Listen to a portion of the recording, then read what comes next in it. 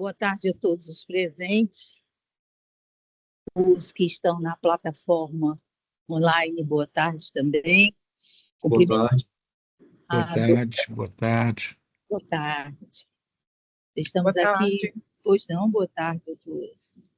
Nós estamos aqui, doutor Luiz Eduardo, meus cumprimentos, a nossa dupla defensora, meus cumprimentos, aos advogados, as partes. Vamos dar início a mais uma sessão desta Colenda Câmara, primeira Câmara de Direito Público. Estamos aqui na sessão ordinária de número 32, submetendo a ata da sessão passada. Alguma objeção? Sem objeção, excelente. Pela aprovação. Muito obrigada. Diante da manifestação dos eminentes pares, dou por aprovado. Continuamos com o processo de relatoria do eminente desembargador Fernando Luiz Mendes Rocha, suspenso por força do 942 do CPC. Foi o pedido de vista que ele fez. Trata-se da apelação civil 920774, dígito 93, 2014, final sequência de 301, permanecendo até o retorno do eminente colega. Com sustentação oral e preferência nesta data, vamos dar início na pauta interna, é o 67, do excelência eminente relator, desembargador Inácio Alencar Cortes. Trata-se da apelação civil sob o número 239187, dígito 20, 2022, final sequência de 301, em que são partes, Graça Participações LTDA e outros, do município de Fortaleza, através da PGM e outros. A solicitação da sustentação oral, doutora Letícia Cheado, doutora? Estou lendo certo? Obrigada. De Freitas, França, OAB Ceará, 52.604. É isso, doutor? Pode se aparamentar, fique tranquilo.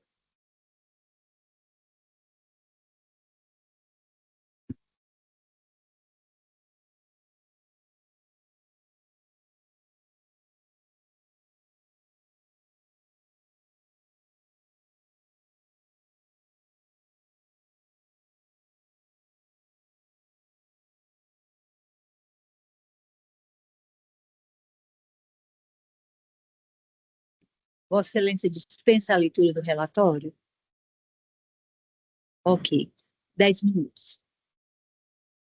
Boa tarde. Boa tarde a todos. Excelentíssimos senhores desembargadores, primeiramente, boa tarde. Gostaria de dar os meus cumprimentos e informar, antes de ainda adentrar ao mérito, é uma felicidade estar aqui. Essa é a minha primeira sustentação oral no TJCE após formado, então é uma grande realização. Inicialmente, eu gostaria de informar que trata-se de uma ação anulatória que foi ajuizada com o objetivo de que fosse reconhecida a imunidade do TBI nas operações de transmissão de imóveis para integralização de capital social.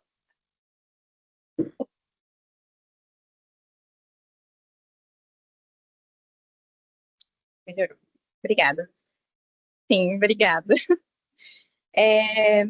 Em primeira instância, nós tivemos uma sentença que ela acolheu fatalmente os nossos pedidos. Todavia, ela deixou de se expressar,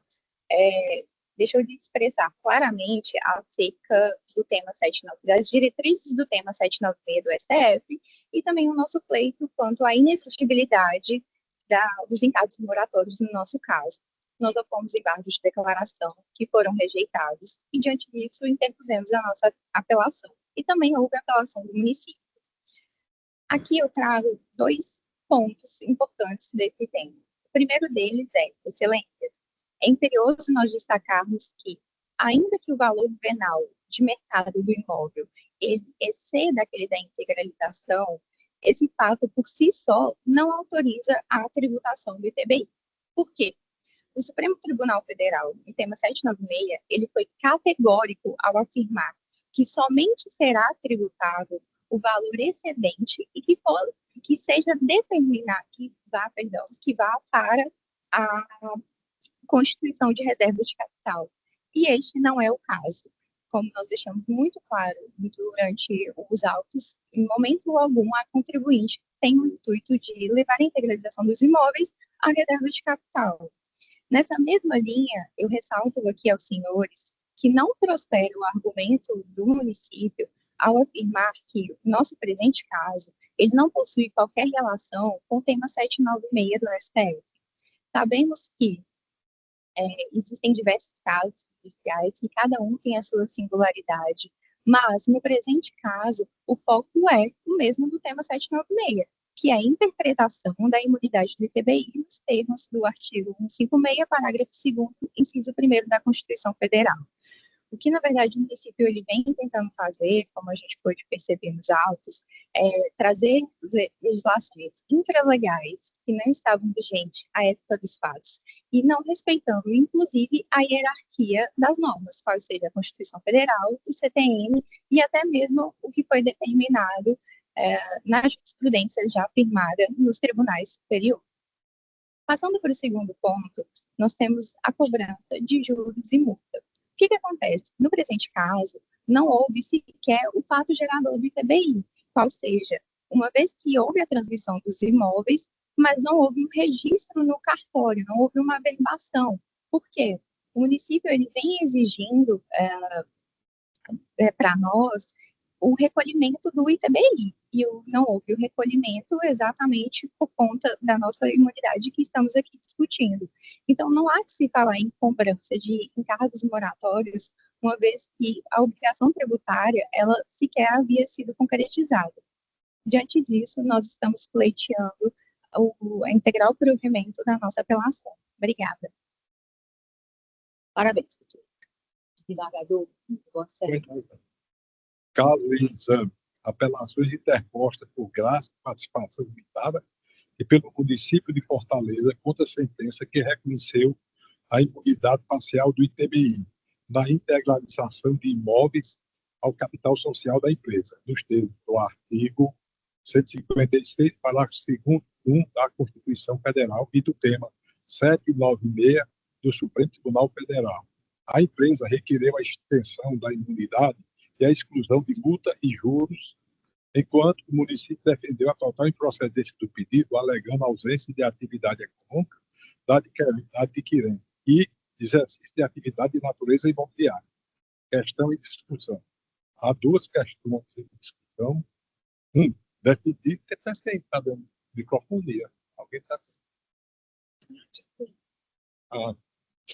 Há duas questões em discussão. Uma, definir se a imunidade do ITBI prevista no artigo 156, parágrafo 2º, 1 da Constituição Federal, incide de norma incondicionada sobre a integralização de imóveis ao capital social. 2. Estabelecer se a ausência de atividade econômica da empresa impede o reconhecimento da imunidade constitucional.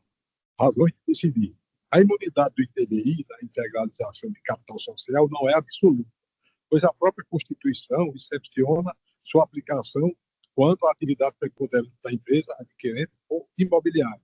Artigo citado, artigo 156, parágrafo 2º, 1 da Constituição Federal. O precedente vinculante do STF, no recurso extraordinário de número 796-376, tema 796, limitou-se a definir que a imunidade não abrange o valor dos bens que excede o capital integralizado, sem tratar da incondicionalidade da regra imunizante. Observações em sentido diverso do voto do ministro Alexandre de Moraes constitui obtendicto e não possui efeito vinculante. A interpretação da norma da imunidade deve ser restritiva, CTN, artigo 111, e teleológica, considerando o objetivo de fomento à atividade econômica, o que não se verifica em empresa inativa.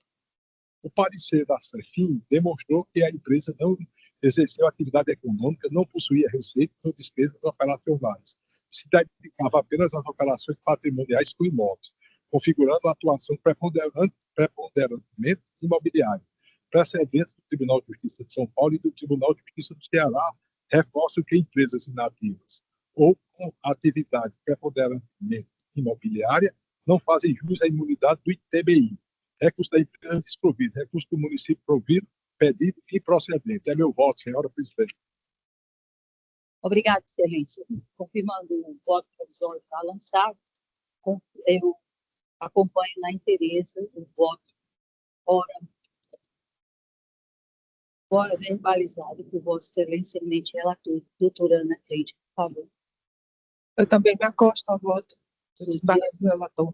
Muito obrigada. Então, à unanimidade, recurso da empresa desprovido e recurso do município provido, conforme o voto do eminente relator. De nada. Dando sequência, nós temos aqui um da nossa relatoria, trata-se do agravo de instrumento, número 3.140, dígito 67, 2025, final sequência de 40. Em que são partes, município de Fortaleza, Darlan Farias de Assis. A sustentação oral foi solicitada pelo doutor Guilherme Magalhães de Freitas Nascimento Dote, OAB-CE 34.744. Boa tarde.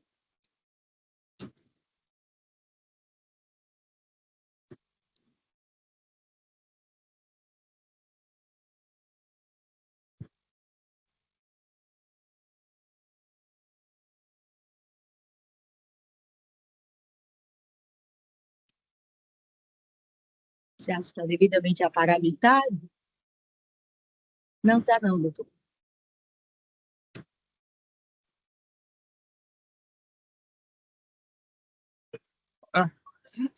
Por favor. Obrigado. Obrigado, Excelência. Dispensa. Obrigada.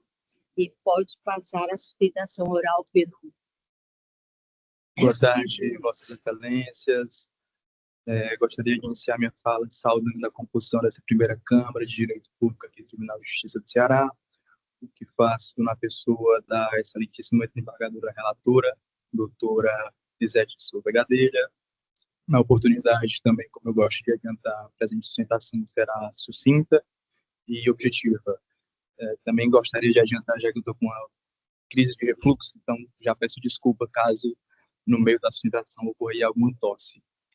Dito isso, em pequeno resumo, os autos originais são um mandado de segurança impetrado por um servidor público da Prefeitura Municipal de Fortaleza, um guarda municipal, em face de ato ilegal do secretário de Segurança Pública do município, onde foi denegado o afastamento do servidor para participação em concurso público. Uma das fases do concurso público ele já tinha sido aprovado em uma fase inicial, e a segunda fase seria a participação em concurso de formação. E o entendimento da administração pública é que esse afastamento não era viável, que para a realização desse concurso público, o servidor deveria pedir a exoneração do cargo. Nesse sentido, nós ingressamos com mandado de segurança, inclusive com pedido liminar, solicitando o imediato afastamento do servidor para a realização do concurso, que foi deferido pelo juízo de piso, o afastamento sem remuneração. E resignado com a decisão, o município de Fortaleza interpôs o presente agravo de instrumento. Antes de entrar nos próprios pontos levantados pelo município de Fortaleza, nós temos aqui uma questão preliminar que eu creio que já seja suficiente para formar o convencimento de Vossas Excelências pelo indeferimento desse agravo, que é a perda do objeto. O curso de formação, que foi definido pelo juiz de piso, já foi realizado, ou seja, o servidor já foi afastado, realizou o curso e já retornou aos quadros do município de Fortaleza.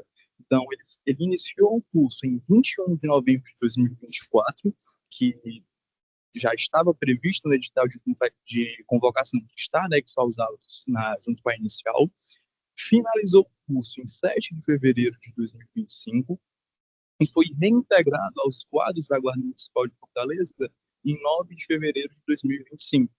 Ou seja, não há mais que se falar em cassação de liminar, porque os efeitos dela já se consumaram, e acertadamente.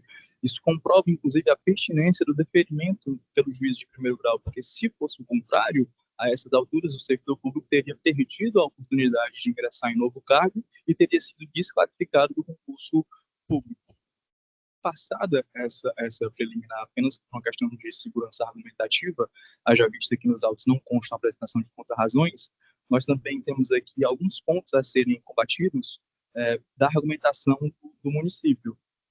As questões levantadas pelo município se resumem em 4 pontos principais, sendo eles: primeiro, indicação errônea da autoridade coautora; segundo, reconsideração da tutela de urgência por esgotar o objeto da ação; e o terceiro, reconsideração da tutela de urgência por ser uma decisão extra-petita; por fim, o quarto, a impossibilidade de licença nesse caso específico. Passando para a análise pontual de cada ponto de forma bem sucinta, o primeiro ponto, em relação à indicação errônea da autoridade coautora, nós entendemos que, em verdade, quem deve figurar nesse polo é sim o secretário de Segurança Pública, porque é dele a competência para afastar ou não o servidor público municipal, ainda que ele delegue essa competência para a direção da Guarda Municipal. A competência original é dele, exercida por uma delegação. E ainda assim, em sentido contrário, se nós assumimos que a competência seria da direção da Guarda Municipal, isso não seria um vício insanável, podendo ser facilmente corrigido por meio de uma emenda e retificação da autoridade coautora. Por essa razão, esse ponto resta superado. O segundo ponto levantado pelo município de Fortaleza, que é a reconsideração da tutela de urgência por esgotar o objeto da ação. Em verdade, nós entendemos que a regra geral para a concessão da tutela de urgência é a possibilidade dessa decisão ser reversível. Sim, entretanto, como tudo no direito, comporta a exceção, né? E a doutrina e a jurisprudência já entendem ser possível, sim, nesses casos excepcionais, a possibilidade, ainda que não seja possível a reversão, nos casos em que a denegação é mais irreversível do que a própria concessão. Nesse sentido, esse ponto também segue superado. O terceiro ponto levantado pelo município é a reconsideração da tutela de urgência em razão de uma decisão extrapetita. Ele entende que a decisão de primeiro grau foi extrapetita em razão do deferimento ocorrer sem a remuneração. Nós discordamos desse ponto. Nós pedimos, de fato, o afastamento com remuneração. O que nós entendemos que ocorreu foi um deferimento parcial dos pedidos da exordial, que não se confunde com a decisão extrapetita. O juiz só não concedeu a integralidade dos nossos pedidos. Em razão disso, esse ponto também resta superado. Por fim, o quarto e último ponto do agravo do município foi a impossibilidade de licença nesse caso específico. Nesse caso, né, esse ponto especificamente apontado pelo município, nós entendemos que sequer cabe discussão aqui em agravo, porque seria uma supressão de instância. Isso é a principal discussão dos autos da ação original. Não foi ainda elaborado uma análise técnica pelo magistrado naquela instância. Então, nós temos que sequer cabe análise aqui em sede de agravo. Ainda assim, em rápidas considerações, nós entendemos que é possível essa licença aplicando-se principalmente os princípios constitucionais de isonomia, razoabilidade, proporcionalidade, tudo isso corroborado pela ausência de prejuízo financeiro à administração pública, já visto que o afastamento se deu sem remuneração, então não ocorreu nenhum prejuízo para a administração. Dito isso, levando em consideração todos esses pontos, inclusive a nossa preliminar de perda de objeto, que nós entendemos que esse agravo deve ser improvido. Com isso, eu encerro minha fala, agradeço pela paciência e a atenção de Vossas Excelências. Muito obrigado pelo tempo. Obrigada. Digo eu. Agravo de instrumentos interpostos pelo município de Fortaleza contra a decisão que MS definiu parcialmente liminar para autorizar o afastamento do impetrante servidor da Guarda Municipal de suas funções com prejuízo da remuneração, a fim de participar de curso de formação referente ao concurso público regido pelo edital número 007/2024, SAC. Questões de discussão. Há 3 questões de discussão. Definir se a autoridade impetrada é secretário municipal da Segurança Cidadã é legítima para figurar no polo passivo. Segundo, verificar se a decisão liminar que autoriza a licença para trato de interesse particular com prejuízo da remuneração esgota o objeto da ação.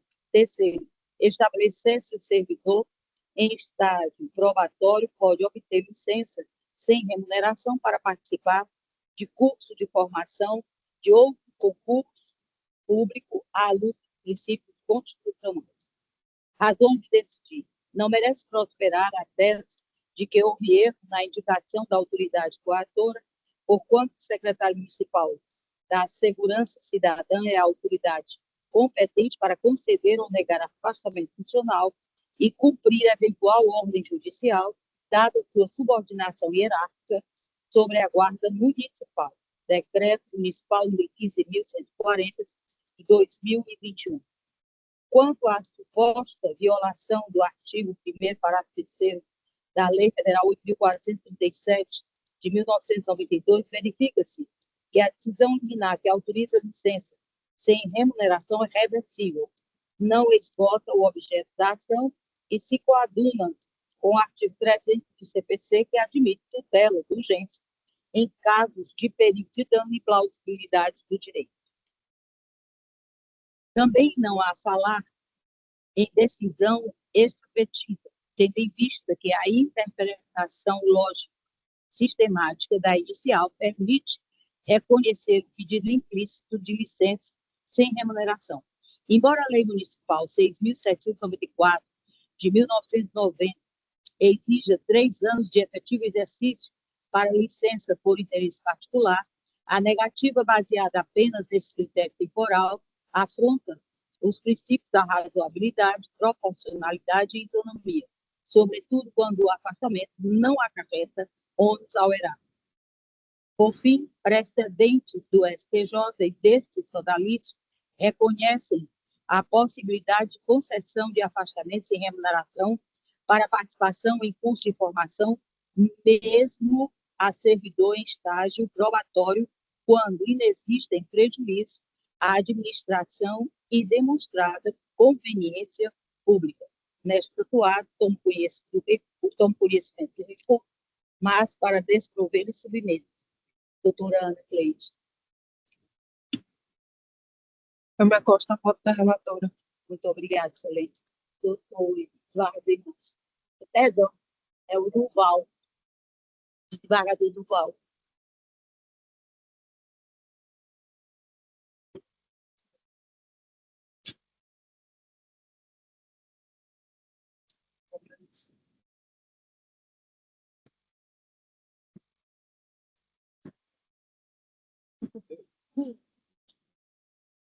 Aqui? Perfeito. Obrigado. Enfim. Doutor Luiz Eduardo, se encontra à distância. Meus cumprimentos. Eu voto por relator. Obrigada, excelência. Assim, a unanimidade é recurso conhecido e desprovido, conforme o voto da eminente relatora. Muito obrigada, doutor, pela Obrigado, excelência. O 37 da pauta interna e sob a relatoria do eminente desembargador Inácio Alencar Cortes Neto, é o que ora será julgado. Trata-se de remessa necessária exigível sob o número 8.031 de 2023, 0154, em que são partes Procuradoria-Geral de Justiça e Osmar Coelho Neto, doutor Edson Rios Lousada Neto, o ABCE 18.190. Boa tarde.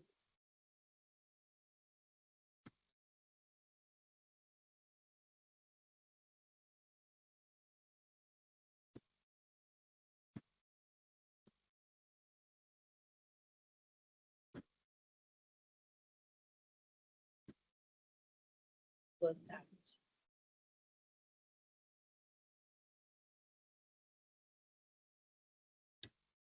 Boa tarde. Boa tarde a todos. Se Vossa Excelência dispensa a leitura do relatório, então, por favor, pode dar início à sustentação. Vossa Excelência, advogado do senhor Omar, é? Sim, senhor. Eu estou confirmando a sentença. Então dispensa, excelência. Sustentação oral. Passe, por favor, a leitura da proposta. caso em exame, remessa necessária da sentença da segunda vara da comarca de Quixeramobim, que julgou improcedente a ação civil pública ajuizada pelo Ministério Público Estadual contra Omar Coelho Neto, visando a constituição de impedimento do cargo de conselheiro tutelar por suposta prática de abuso de poder político e ausência de idoneidade moral nas eleições de 2023 para o Conselho Tutelar. Questão em discussão. Há duas questões em discussão. Definir se houve utilização indevida de propaganda institucional e de influência de autoridade pública em benefício do candidato. 2. Verificar se estão presentes elementos suficientes para afastar a presunção de idoneidade moral do conselheiro tutelar eleito. Razões de decidir. A propaganda institucional exibida no dia da eleição não contém menção ao candidato e configura prática rotineira da administração local, não demonstrando favorecimento direto. 2. As mensagens enviadas pelo diretor escolar via aplicativo ocorreram em caráter privado e pessoal, sem utilização de cargo ou autoridade, não configurando o abuso de poder político. 3. A mera presença do diretor escolar no local de votação sem solicitação de voto ou conduta coercitiva não caracteriza o uso da função pública para influenciar o pleito. 6. Não há prova de que o candidato tenha anduído, participado ou sequer tivesse conhecimento prévio dos atos atribuídos ao diretor escolar, o que afasta sua responsabilização. 7. O cargo de conselheiro tutelar, já exercido anteriormente pelo promovido, pressupõe idoneidade moral, regra artigo 135, incumbido ao autor o ônus da prova em sentido contrário, o que não ocorreu. É exame necessário desprovido, sentença confirmada. Acompanho Vossa Excelência, doutora Ana Cleide, presidente Leite. Acompanho o voto, em especial por esses requisitos que ele falou, né? A prática rotineira da administração em relação à mensagem, né? O caráter privado e pessoal, né? Sem utilizar o cargo, e a mera presença no local de votação, já que ele era candidato também ao cargo de agente, né? Perfeito. Eu me acosto ao voto do relator. Muito obrigada, excelência. Então, a unanimidade, remessa necessária desprovida, consoante o voto do eminente relator. Obrigado. Obrigado à corte. Vou votar. Boa tarde. Sobre a nossa relatoria, uma apelação civil está na pauta interna, o 116, que tem o número 3.859, dígito 89, 2024, final 0095, município de Ipu, e Francisca Erivanda Barros Moraes. Doutora Natália Estelita Rodrigues Santos, OABCE 49.407, foi quem solicitou a sustentação oral. Não está presente. Então, passarei aqui a leitura somente da nossa proposta de emenda. Direito administrativo e constitucional, apelação civil, servidora pública municipal, professora, progressão funcional por antiguidade prevista em lei municipal, omissão da administração na realização de avaliação, desnecessidade de avaliação para a modalidade por antiguidade, prescrição do fundo de direito afastada, aplicação da súmula 85 do STJ, direito subjetivo reconhecido, manutenção da sentença, recurso desprovido com adequação de ofício dos consectários legais e honorários. Submeto. Desembargadora, no futuro desembargador, doutora Ana Cleide, como se posiciona? Com a relatora também. Obrigada, excelência. E do desembargador Duval, vossa excelência.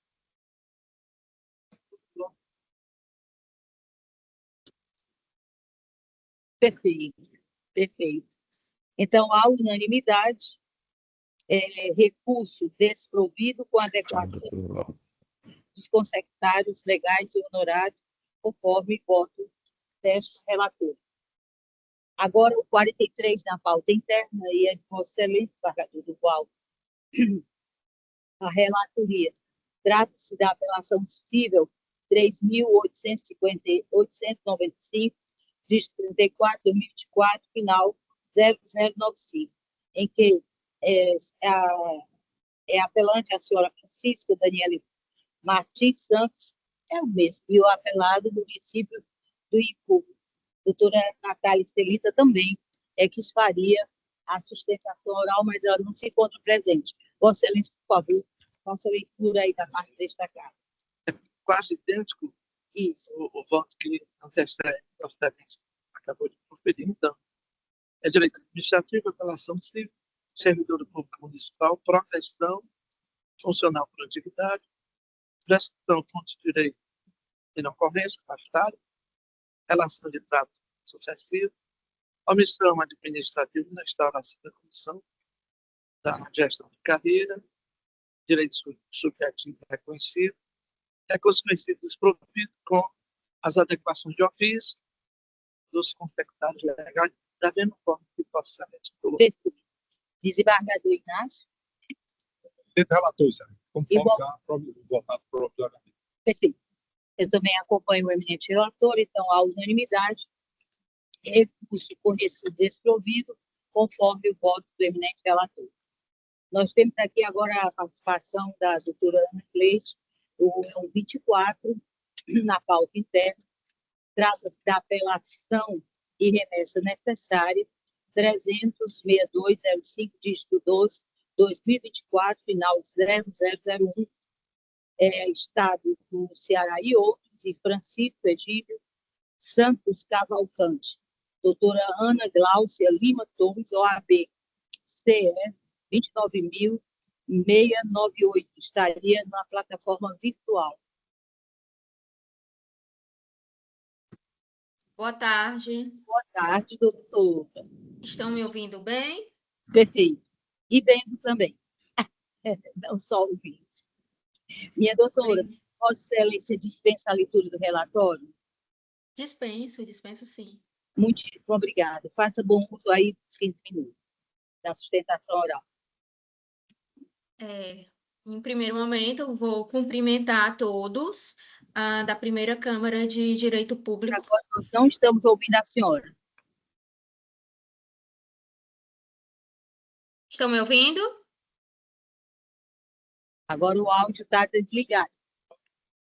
A senhora Mas está aqui desligada. Pronto, para mim está é tomar. aqui para mim está ligado. No botãozinho que não adianta, que tirou foi tudo. Aqui para mim está ok. Tenha calma, doutora. Doutora Ana Cláudia, se a senhora quiser sair e entrar novamente, é sem problema. Certo. Porque para a gente parece que ela está com todo o computador ou o notebook dela funcionando plenamente. E aqui não se encontra. Doutora, eu estou ouvindo normalmente. Aproveito a oportunidade para cumprimentar o desembargador Durval e o desembargador Inácio Cortez.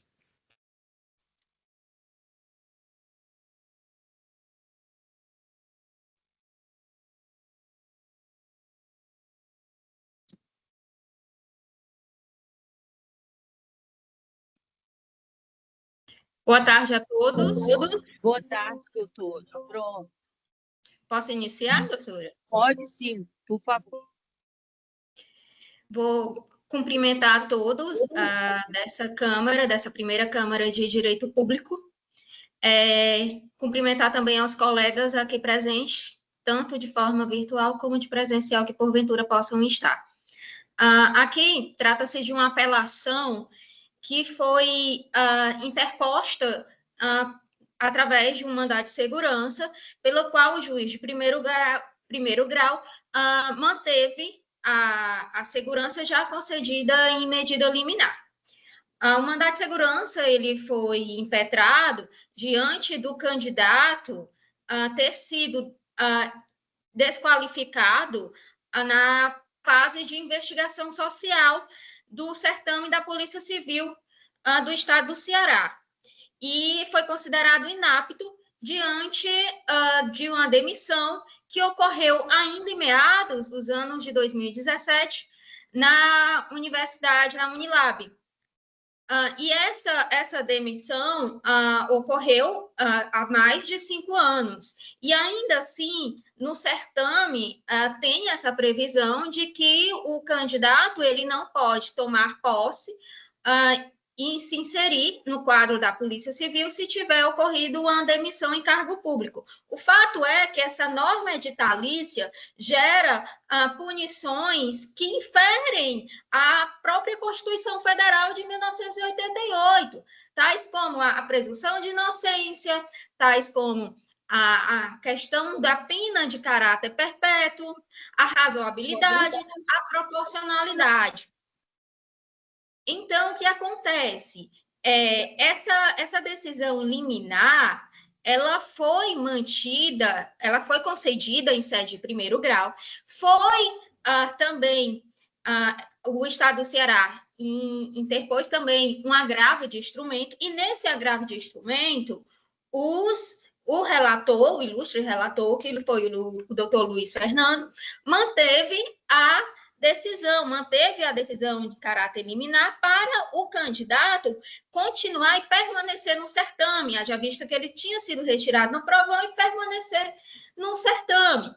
O fato é que dessa demissão para cá, o candidato já ingressou em outro concurso público, atualmente ele está lotado na UFC, é um servidor que não respondeu mais processos administrativos disciplinares, ele não tem condutas que ferem qualquer conduta do servidor público, certo? Então, ele mantém uma conduta ilibada e já entendeu com o ocorrido. O fato é aqui que é a questão do que o entendimento pelo Estado do Ceará fere não apenas o que é previsto pela Constituição Federal, mas também vai contra o posicionamento do tema 22 do STF, que é a questão da presunção de inocência, que é a questão que não respondeu o candidato pena de caráter condenatório. Então, as questões suscitadas pelo Estado são absurdas, que são contra todo o nosso ordenamento jurídico e nosso entendimento jurisprudencial, tanto pela Suprema Corte, como também por esse tribunal local, uma vez que já apreciou demandas também dessa natureza. Diante disso, resto requerer que o posicionamento seja, inclusive, o que já foi adotado no agravo de instrumento, que é o 30.06.205/12 de 2024, negando o provimento à apelação e mantendo a sentença em sua íntegra, para fim de que o candidato não só permaneça no certame, mas também seja nomeado, considerando que o certame, os demais candidatos já tomaram posse e já estão lotados, que o candidato tome posse e seja nomeado na Polícia Civil do Estado do Ceará. Obrigada a todos e um bom trabalho. Muito obrigada. Muito obrigada, doutora. Doutora Ana Cleide, Vossa Excelência está com disponibilidade? Só mais um instante, doutora Ana Cláudia, que nós estamos com um probleminha quanto ao computador, tá certo? Tudo bem. Tá, já. Acontece, né? São coisas que a gente não tem como controlar 100%.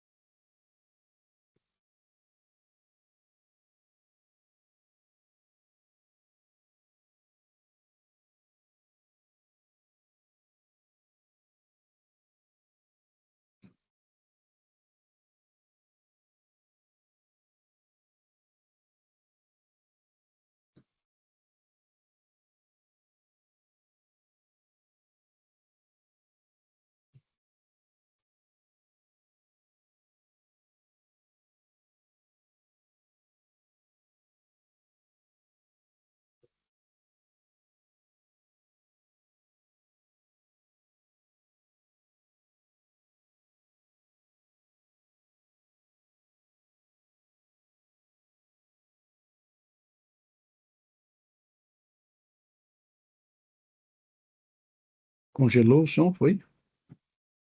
Congelou? Não, amigo, congelou não. Estamos esperando que o notebook ou o computador da doutora Ana Cleide funcione. Foi. Nós tivemos um problema técnico aqui, espero que vocês estejam ouvindo minha voz aí, doutora Ana. Estamos. Estão ouvindo? É porque a Sim. câmera não tá funcionando aqui do meu computador. Então, eu vou ler o voto, a emenda do voto, tá bom, doutora?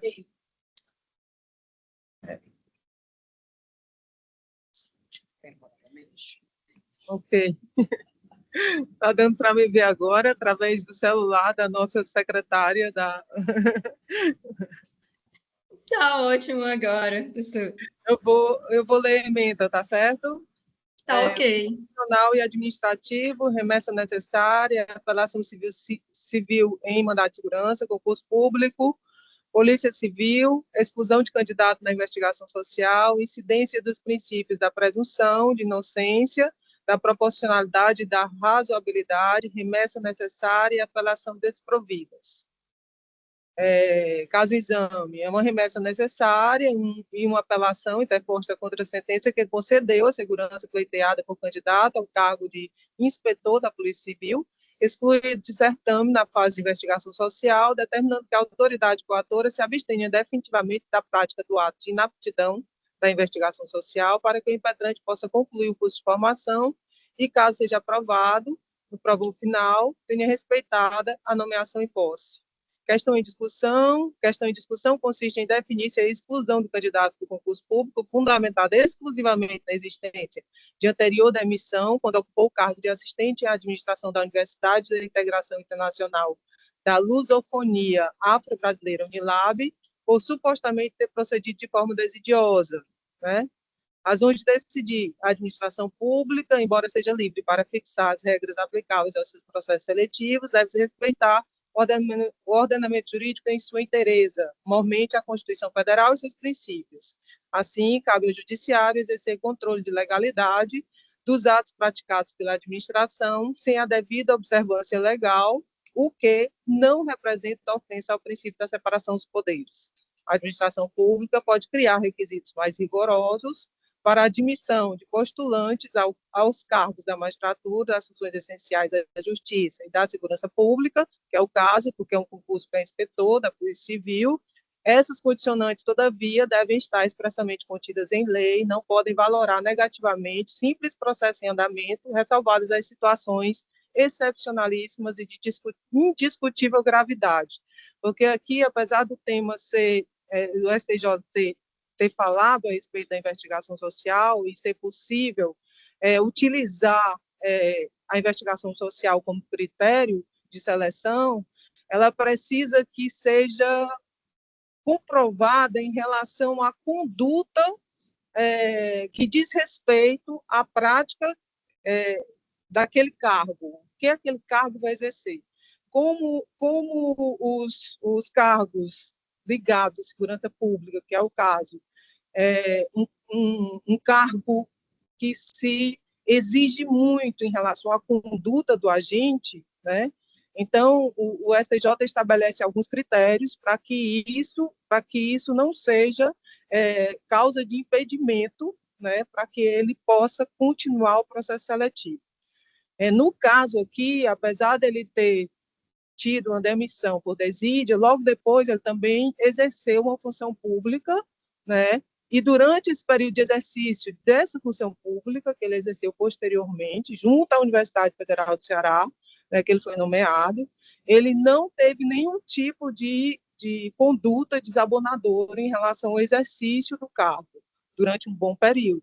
Então, estabelecido esse critério, no caso concreto, né, apesar de ele ter tido uma conduta anterior, que seria uma conduta não eletiva para o cargo de segurança pública que ele vai exercer, logo depois ele exerceu um outro cargo público e dentro desse período ele se conduziu dignamente, com decoro, durante o período em que exerceu. Então, baseado nessa situação concreta, é que eu estou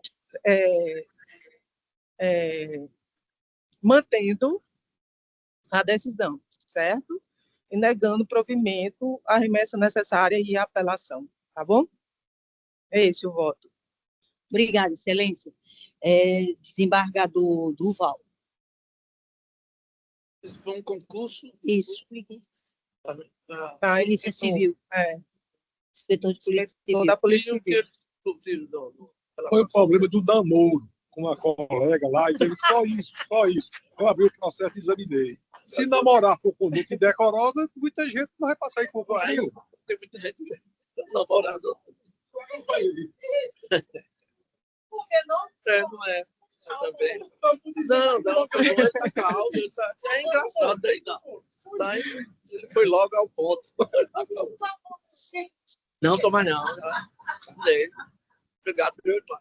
Deus lhe pague. E agora, Deus lhe pague. tudo bem. E agora? Não, parecido, perfeito. Uma relatora. Obrigado e Deus lhe pague, viu? Agora vai a vez de Vossa Excelência, desembargador Inácio. Continua acompanhando a relatora, mas diz que já definiu o motivo de forma antecipada. Porque...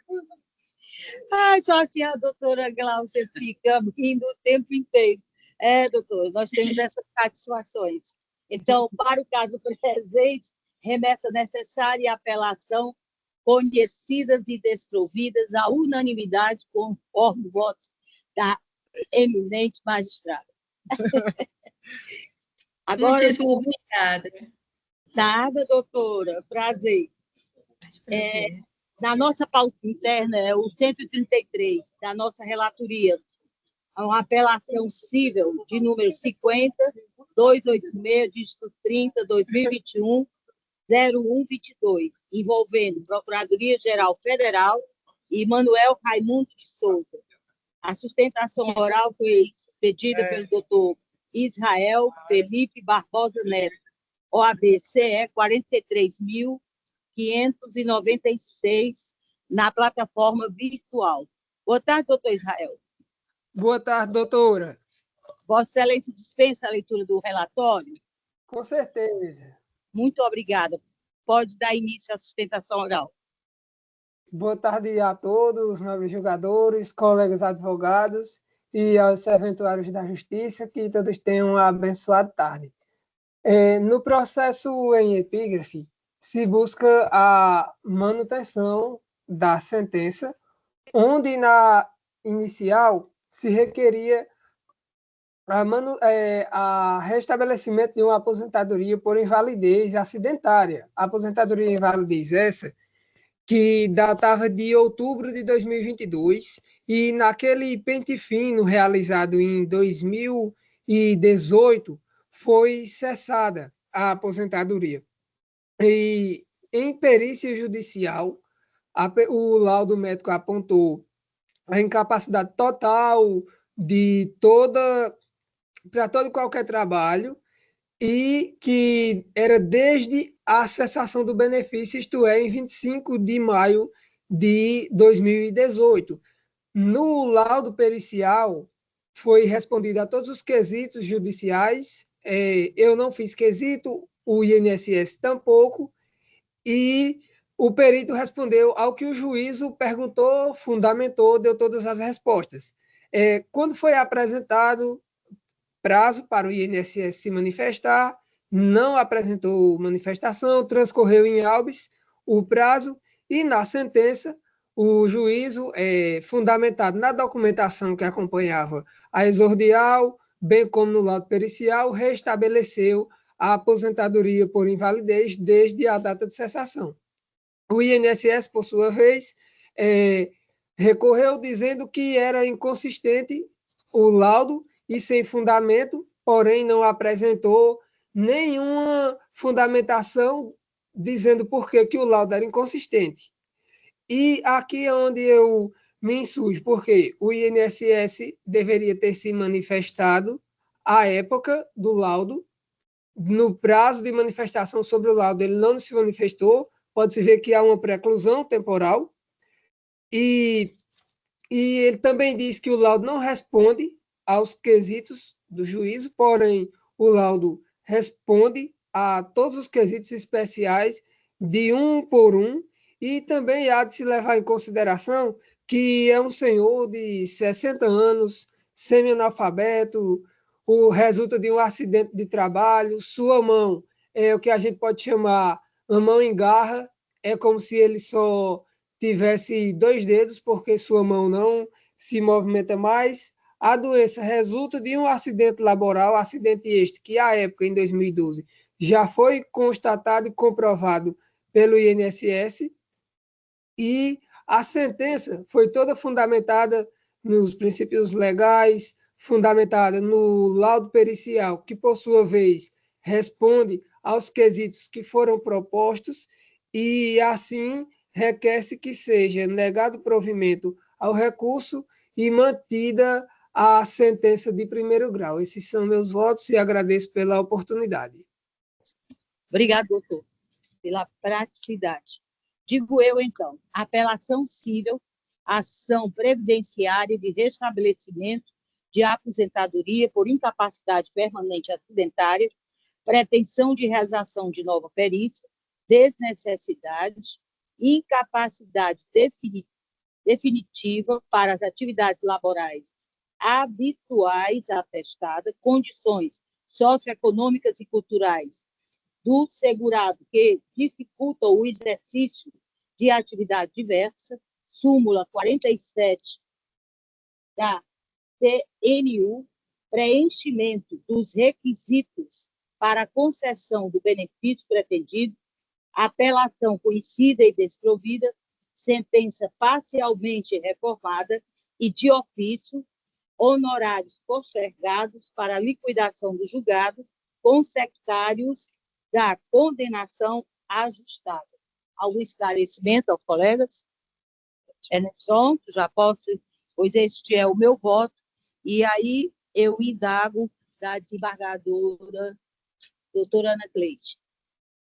Eu me acosto ao voto de Vossa Excelência. Muito obrigada. Desembargador Inácio. Perdão, desembargador Durval. Sim, sigo a relatora. Perfeito. Então, à unanimidade, nós temos aqui a apelação conhecida e desprovida, sentença parcialmente reformada de ofício, honorários postergados para liquidação do julgado, consectários da condenação ajustados. Muito obrigada, doutor. Por nada, doutora, e uma boa tarde para todos vocês. Obrigada.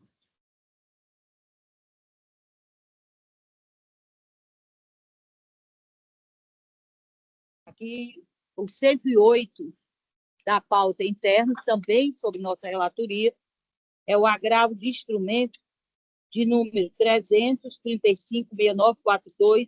335-6942-2025, final sequência 40. Partes: Vicente Fernandes de Moura e município de Barra. Sustentação oral, doutora Clarice Victória Moreira Soares, OAB São Paulo, 523.327, na plataforma online, ou seja, virtualmente. Doutora, se encontra? Então, eu passaria a leitura da nossa proposta de emenda. Direito administrativo e constitucional, agravo de instrumento, servidor público estatutário, aposentadoria pelo regime geral da Previdência Social, previsão de vacância em lei municipal, exoneração, tutela de urgência, requisitos, recurso desprovido, é o meu voto. Algum esclarecimento? Doutora Ana Cleide, como voto? Me acosto ao seu voto, desembargador. Muito obrigada, excelência. E desembargador Durval? Também concordo com Vossa Excelência. Então, à unanimidade, recurso desprovido.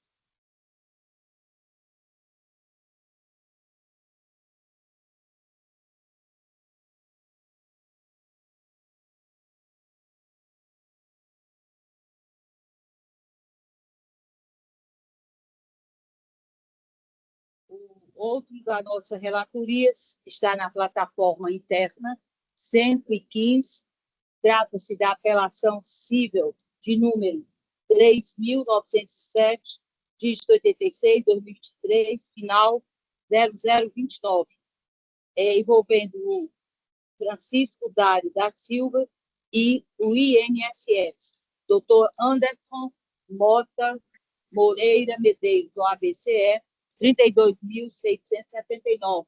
Foi quem fez a solicitação na plataforma virtual. Se encontra presente, né? Sim, boa tarde, Vossa Excelência. Boa tarde, Estou doutor aqui. Anderson. Vossa Excelência dispensa a leitura do relatório? Sim, perfeitamente. Por favor, pode dar início à sua sustentação oral. Muito obrigado, Vossa Excelência. Primeiramente, cumprimento a primeira Câmara de Direito Público, na pessoa da relatora, desembargadora Elisete de Souza Gadelha, estendendo aos demais magistrados, e também cumprimento os colegas advogados presentes na tribuna virtual ou presencialmente na sala de sessão, e também a secretária que nos auxilia sempre com muita prontidão. É um processo na qual compareço a esta tribuna, né, para clamar por justiça em caso da desconsideração de uma realidade fática e jurídica de um trabalhador rural que foi severamente mutilado em serviço e injustamente desamparado pelo sistema previdenciário. A tese central, ele requer a reforma da sentença de primeiro grau, um reconhecimento dessa condição de segurado especial do recorrente e essa consequente concessão desse benefício de aposentadoria por invalidez, né, acidentária, com base no artigo 42 da Lei 8.213.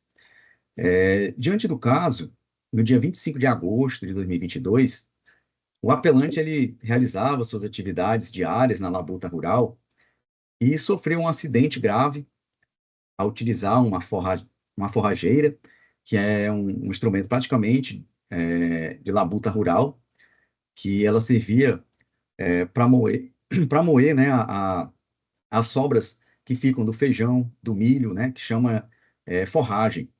E diante dele trabalhando nesse instrumento para moer essas forragens, que é destinada justamente à alimentação, né, de gado, de animais, infelizmente o equipamento puxou a sua mão esquerda e resultando severamente na amputação traumática do antebraço até o nível médio, né? Ou seja, o recorrente ele ficou internado, passando por uma cirurgia para a regularização desse coto, né, chamado coto de amputação, e diante dessa grave lesão tornou-se permanentemente incapaz para exercer essa atividade na labuta rural. E conforme demonstrado em laudos e atestados médicos, conforme apresentado no ato da perícia, a negativa se deu em relação à qualidade de segurado especial. E o autor, diante da apresentação das suas provas, né, tanto testemunhal e também documental, que indicam aí um vínculo ao meio rural, como apresentou um ADAP, né, uma declaração de aptidão ao PRONAF, e umas certidões e fotografias, né, exercendo suas atividades. Além disso, o autor, diante de 56 anos e a sua baixa escolaridade, né, foram, diante do caso, diante das audiências, demonstrado que o autor já trabalhava há 30 e poucos anos na labuta rural, na roça, num sítio chamado Calabaço. Ele plantava o milho, o feijão, o arroz e a fava, e criava animais, né? Justamente quando ele estava fazendo lá em setembro, depois da colheita, eles fazem, né, a forragem, eles tiram a forragem. E diante disso, o autor trabalhava sozinho, conforme se demonstrou, e ele mora ainda em Calabaço, né, que diante do caso é o local onde ele trabalha também e conhece o dono da terra. E diante disso, diante dessas considerações, dessa instrução, o autor requer que possa ser reformada a sua sentença, conforme o laudo do próprio INSS, que demonstrou que o autor estaria incapacitado permanente e total, e diante desse acidente, que tem até o nexo causal durante o manuseio de uma forrageira agrícola, para moer a forragem, para alimentar os animais, o nexo não seria praticamente suficiente, né, diante dessa atividade rural. E essa situação, que é típica de um acidente de trabalho de agricultor, né, estaria demonstrada diante dos seus documentos que foram apresentados, e diante disso a conclusão é que o autor requer, né, que possa ser reconhecida a sua qualidade de segurado em relação a ser mutilado, né, no exercício da sua profissão, sem qualquer meio de subsistência, e requer a concessão dessa aposentadoria por invalidez acidentária e o reconhecimento da qualidade de segurado especial.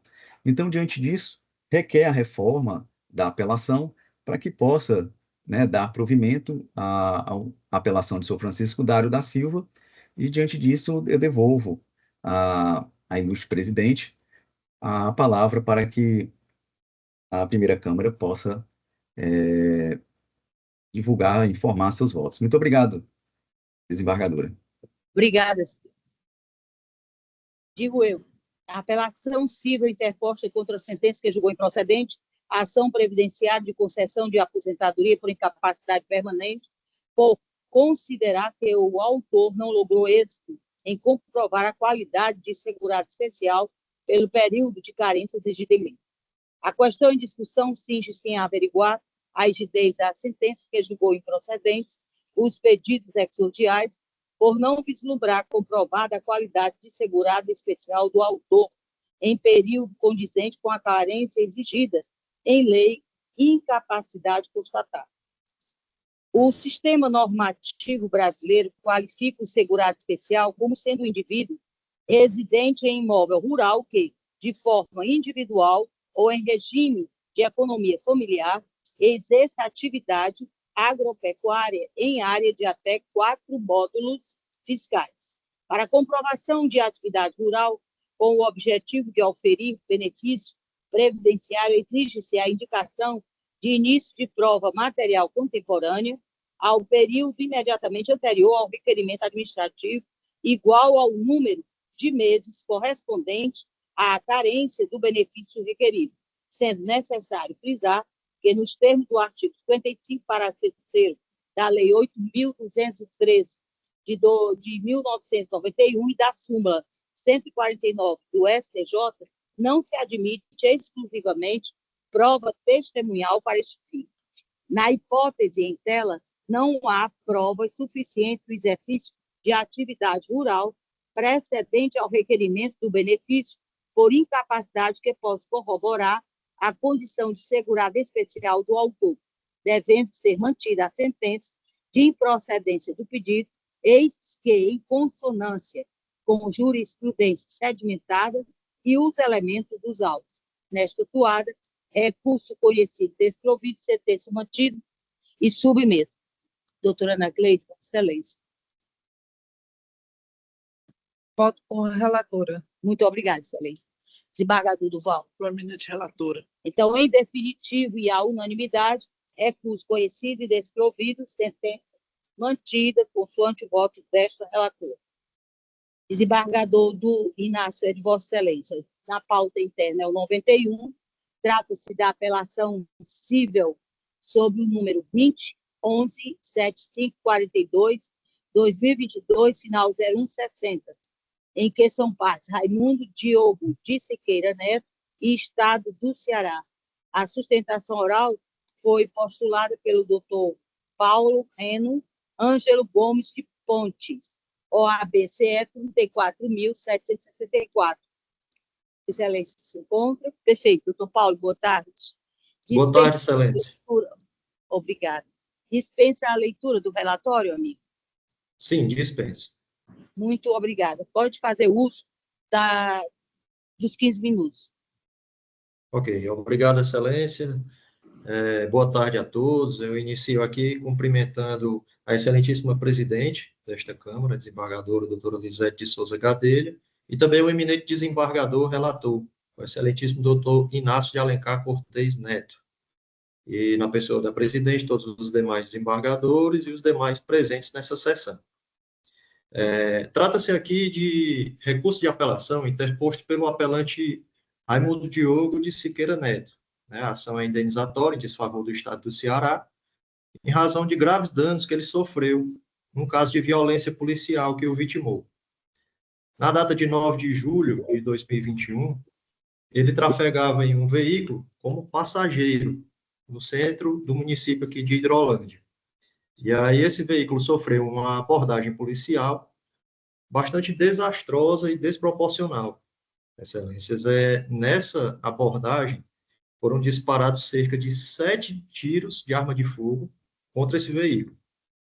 E desses 7 tiros, 2 atingiram o apelante. Um na região da coluna lombar, vértebra lombar S1, e o outro no joelho direito, o que obrigou o apelante a se submeter a cirurgias para a retirada dos projéteis, um longo tratamento médico, recuperação física, fisioterapia, psicológica, toda uma odisseia para poder tentar recuperar sua saúde. Na sentença da primeira instância, a ação foi julgada parcialmente procedente, sendo o Estado do Ceará condenado a indenizar o autor no valor de R$4.000, que é um valor, excelências, até irrisório, considerando a gravidade dos danos físicos, psicológicos e até mesmo sociais sofridos pelo apelante, porque ele reside aqui num município pequeno, todo mundo conhece ele, pessoas começaram a acreditar que ele estava envolvido com prática de crimes, porque a polícia abordou dessa forma, tá? É uma coisa completamente descabida em relação a ele, que ele sofreu danos à sua imagem. E considerou também, magistrado aqui de primeira instância, que houve um caso de concorrência de culpa nesse caso. E aí não restou outra alternativa senão apelar essa decisão e ingressar com a presente apelação. No que a gente combate a sentença, em principalmente 2 pontos. O apelante, ele era apenas um dos passageiros do veículo em que ele trafegava. Portanto, não há que se falar em culpa concorrente nesse caso, porque ele não teve qualquer domínio sobre o fato e não poderia ter acatado uma suposta ordem de parada do veículo dada pelos policiais, já que ele não era o condutor. E num segundo ponto é quanto a esse valor indenizatório. O próprio Ministério Público colocou um parecer nos autos desta apelação, em que ele opinou pela majoração desse valor, de R$4.000 para R$10.000 da indenização. Colocando como parâmetro um caso de violência policial também ocorrido em 2010, aqui no estado do Ceará, em que, como está descrito lá nos autos desta apelação, a vítima sofreu tapas, socos e chutes nessa abordagem policial. Porém, nesse caso que se examina aqui, o apelante sofreu lesões de natureza bem mais gravosas. Repetindo, foram 2 disparos de arma de fogo, colocando em risco a sua vida e a sua condição física de forma definitiva, porque por pouco ele não ficou sem os movimentos de alguns membros em razão dessas lesões. Então, isto posto, excelências, o apelante requer que a presente apelação seja julgada totalmente procedente, a fim de que seja reformada a sentença de primeiro grau, com a majoração do quanto indenizatório a ser pago pelo Estado do Ceará, no valor de, no mínimo, R$80.000. Eu agradeço aqui a oportunidade e encerro esta sustentação. Muito obrigado, desembargador Inácio. Vossa Excelência, a palavra. Pois não, caso em exame, apelação civil interposta contra a sentença que condenou o Estado do Ceará ao pagamento de indenização por danos morais no valor de R$4.000, em razão de lesões sofridas após disparo de arma de fogo realizado por policiais militares, e julgou improcedente o pedido de danos materiais. O apelante pleiteia a majoração da indenização para no mínimo de R$80.000, sob o argumento de inexistência de culpa concorrente e da desproporcionalidade do valor arbitrado. Questão em discussão. Há 2 questões em discussão. 1. Definir se houve culpa concorrente da vítima, a justificar a limitação da indenização. 2. Estabelecer se o valor fixado a título de danos morais atende aos critérios da razoabilidade e proporcionalidade. Razões de decidir. A Constituição Federal, artigo 37, parágrafo 6º, estabelece a responsabilidade objetiva do Estado pelos danos causados por seus agentes, bastando a comprovação do dano e do nexo causal, o que se encontra configurado. O comportamento do autor, que soltava fogos de artifício em horário noturno dentro de veículo, em região dominada pelo tráfico de drogas, e que não obedeceu de imediato a ordem de parada policial, concorreu para o desfecho dos fatos, caracterizando culpa concorrente, nos termos do artigo 945 do Código Civil Pátrio. A alegação de inexistência de culpa concorrente não prospera, pois as circunstâncias fáticas evidenciam a contribuição da conduta da vítima para a ocorrência do evento danoso. A indenização por danos morais deve observar a sua função compensatória, punitiva e preventiva, sem importar enriquecimento sem causa. O valor fixado na sentença recorrida mostra incompatível com as peculiaridades do caso e as lesões sofridas pelo autor, bem como em desconformidade com precedentes deste Tribunal de Justiça, sendo necessária a majoração. Recurso parcialmente provido, sentença parcialmente reformada. Eu fixei R$10 mil dos danos morais, que é o parâmetro e os critérios aqui da nossa Câmara, inclusive, e de outras câmaras que aqui da Câmara, que é o desembargador Paulo Ayrton, tá, que era aquela que eu participei, da segunda de Direito Privado. Fala aqui, tem também aqui do nosso Carlos Augusto, da primeira Câmara de Direito Privado, e tem do nosso também Paulo Ayrton e do desembargador Evandro Nogueira Lima, tudo nesse sentido. É meu voto, senhora presidente. Eu confirmo o voto provisório, acompanhando inteiramente o entendimento lançado e indago a doutora Ana Cleide como se posiciona. No mesmo sentido também, Perfeito. Com a relatoria. Então, à unanimidade, o recurso parcialmente provido conforme o voto do eminente relator. Desta maneira, nós descemos a pauta quanto às nossas sustentações orais, tá? Presencialmente, e não foram requeridas em outra modalidade. Passamos agora aos processos extra-pauta. E temos aqui a doutora Ana Cleide, o conflito de competência de número 398-09. Aqui tem 2 processos, Vossa Excelência, sem sustentação oral. É porque houve desistência. Houve desistência? Mas muito obrigada pela observação. Não, é o que a gente recebe. E eu deixei de fazer a comunicação. Mas os advogados desistiram. Por isso é que somente as que já foram realizadas é que estavam na pauta. Dando continuidade, o conflito de competência sob o número 398-09, dígito 47, 2025, final, sequência de 4 zeros. Porque é suscitante juízo de direito da 6ª Vara da Fazenda Pública desta comarca e suscitado o juízo da 3ª Vara da Infância e Juventude da comarca de Fortaleza, o juízo do Núcleo de Justiça 4.0, Saúde Pública. Sua Excelência tomou conhecimento do redito conflito e o julgou procedente, declarando competente a 3ª Vara da Infância e da Juventude da comarca de Fortaleza, por quanto o juízo citado. Passamos aqui ao segundo esta pauta da relatoria da nossa amiga doutora Ana Cleide. Nós temos outro conflito de competência sobre o número 30.12.844, dígito 15, 2025, final, sequência de 4 zeros, em que é suscitante a 12ª Vara da Fazenda Pública desta comarca e suscitado a 7ª Vara da Fazenda Pública da comarca de Fortaleza. Conflito conhecido e dirimido, declarando a competência do juízo da 7ª Vara da Fazenda Pública. Eu estou fazendo só a leitura e o resultado, porque todos já estão devidamente votados, tá? Então, é a unanimidade. Nós temos o subsequente aqui, proveniente ao embargo de declaração 3.194, dígito 09-2024, final 0181, em que embargante o município de Várzea Alegre, embargada a senhora Luciana Gonçalves Bezerra. Sua Excelência tomou conhecimento do referido embargos, mas para desprover.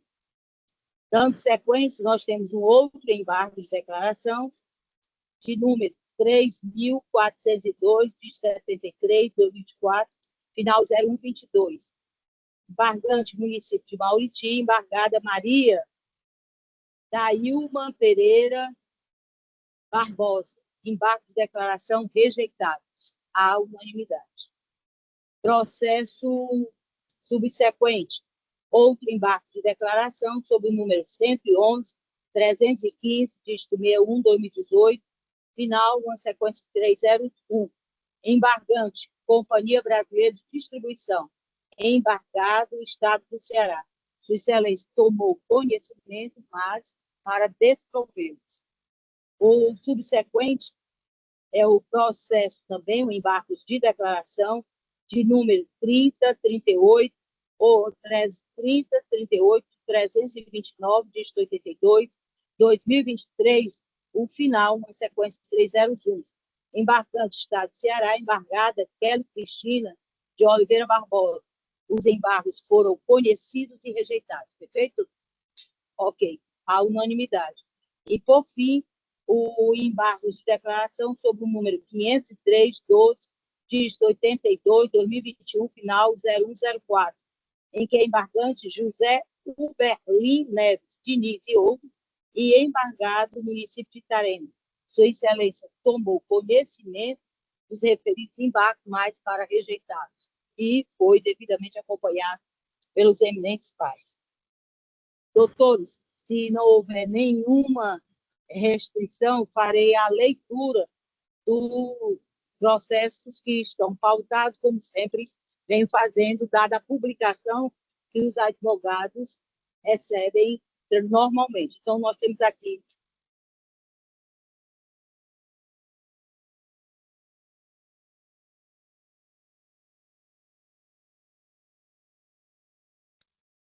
ok.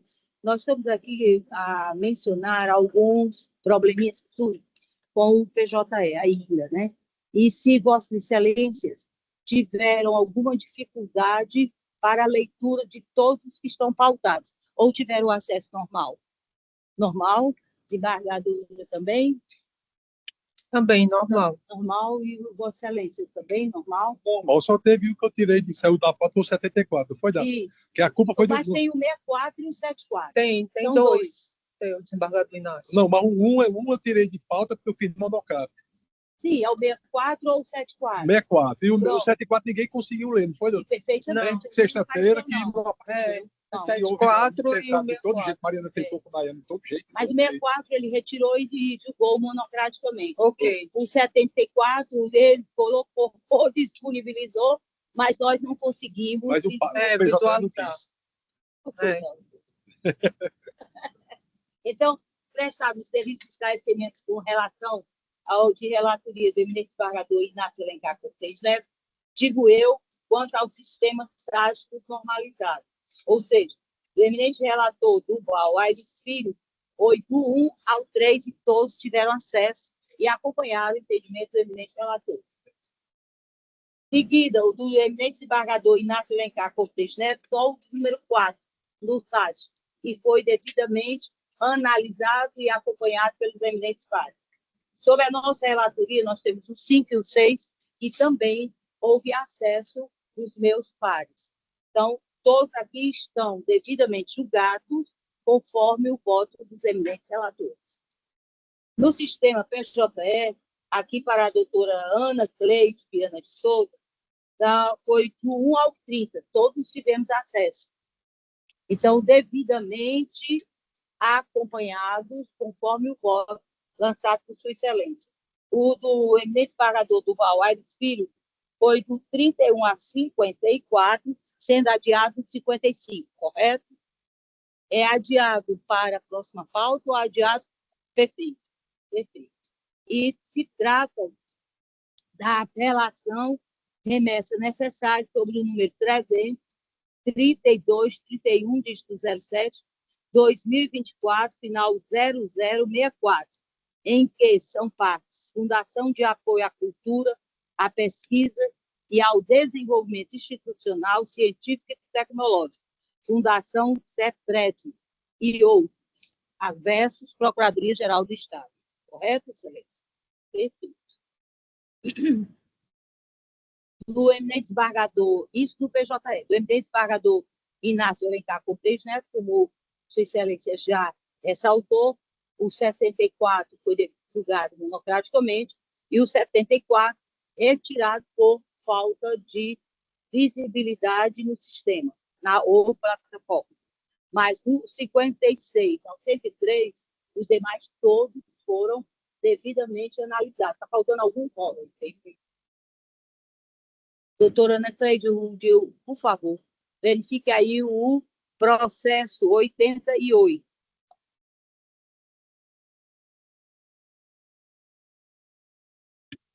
O 88 é aquele desembargador Inácio que eu tinha feito a observação. O porquê que eu estou mantendo. Ok.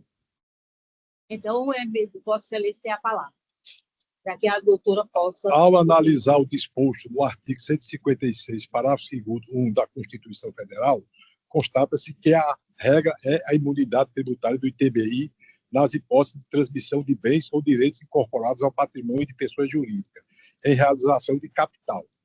Contudo, a própria norma constitucional estabelece a seguinte exceção: o imposto será devido quando a atividade preponderante do adquirente envolver compra e venda de bens imóveis, locação de imóveis ou arrendamento mercantil. No caso concreto, verifique-se que o Itaú Unibanco constitui, na qualidade de único sócio, a Sociedade Empresária Limitada Unipessoal, SLU, denominada SPE IRA 11 Limitada, cujo objeto social consiste em atividade de natureza essencialmente imobiliária, abrangendo compra e venda de imóveis próprios, locação de imóveis próprios, gestão e administração da propriedade imobiliária e incorporação de empreendimentos imobiliários. Nessas circunstâncias, resta afastada a aplicação da imunidade constitucional do ITBI, sendo plenamente exigível o tributo. Logo, entendo que a tese firmada do tema 796 do Supremo Tribunal Federal não se enquadra no contexto retratado nos autos. Ressalto que, em nenhum momento do processo, as partes suscitaram discussão a respeito da imunidade. O cerne da controvérsia reside, portanto, na definição do valor a ser utilizado como base de cálculo do ITBI pelo município de Fortaleza. Tal questão atrai a aplicação do tema 1113 do Superior Tribunal de Justiça, segundo o qual a base de cálculo do ITBI deve corresponder ao valor de mercado do imóvel transmitido em condições normais de negociação, sendo que o valor declarado pelo contribuinte, como no caso de integralização de capital, goza de presunção de veracidade. Essa presunção somente pode ser afastada mediante a instauração de processo administrativo específico, no qual se assegure ao contribuinte o contraditório e a ampla defesa. Na presente demanda, ainda que o impetrado agravante sustente que o impetrante agravado pretenda modificar a base de cálculo ao adotar o valor contábil correspondente ao montante destinado à integralização do capital social, é certo que permanece ao ente tributante o direito de apurar no âmbito administrativo o valor venal que entenda correto. Assim, a adoção pelo contribuinte do valor do capital social como base de cálculo não suprime nem limita a atuação fiscalizadora do município, que poderá, mediante procedimento administrativo próprio, avaliar eventual divergência entre o valor declarado e o valor venal de mercado do bem transmitido, promovendo a adequação que reputar pertinente, nos termos da legislação aplicável, consoante o entendimento desta Corte de Justiça em julgado transcrito no voto. Com isso, em sede de condenação sumária, tipo do recurso de agravo de instrumento, entende pertinente a manutenção da decisão vergafada.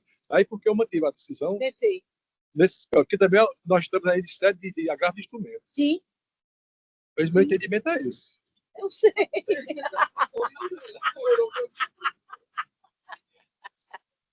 Eu acho ótimo. Eu não estou dizendo nada, né? Eu estou ouvindo.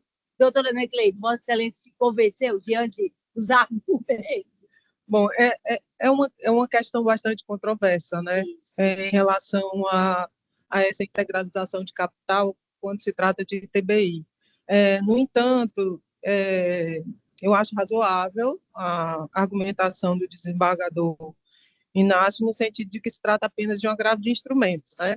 Que provavelmente isso, no momento da discussão do mérito, né, isso certamente o juiz vai observar melhor em relação à aplicação ou não dos temas, né, do STJ ou do STF.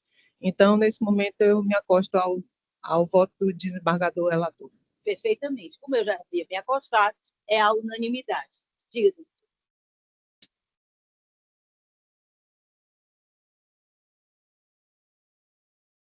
Sim, e a observação que Vossa Excelência fez no pautado no PJE de número 76, o desembargador Inácio acatou e fez tudo dentro do que foi sugerido. As minhas, Sim, Vossa Excelência, já leu. sim. Eu acho que essa também é com o relator, né? Depois Perfeito. E quanto aos nossos, Vossa Excelência já acompanhou? Sim, já acompanhei, já voltei. Sim. Perfeito. Doutor, tem algo mais que Sim. Presidente, só me diga qual é o número aqui. Os nossos? Não, do desembargador Inácio. 76, o dele aí é o 76, né? É o 76? Isso. 76.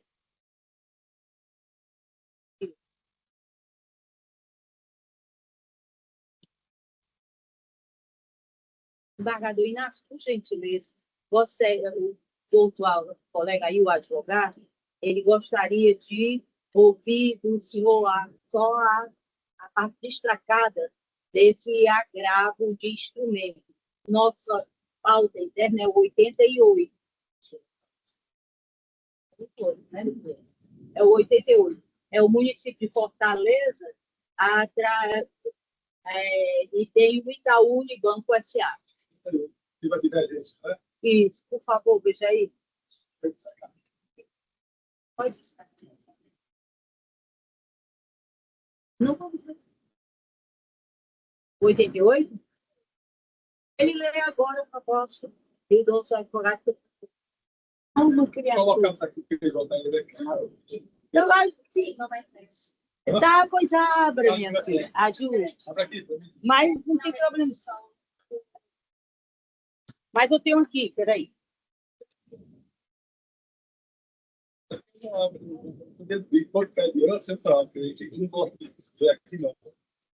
Oi.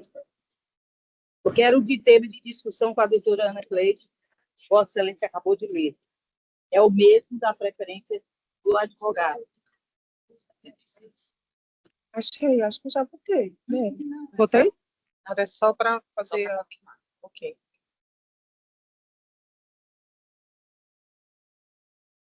O doutor estava sendo assistido pela secretaria, aí não deu para ouvir quando ele aí entusiasmado, é o meu entendimento, perfeito.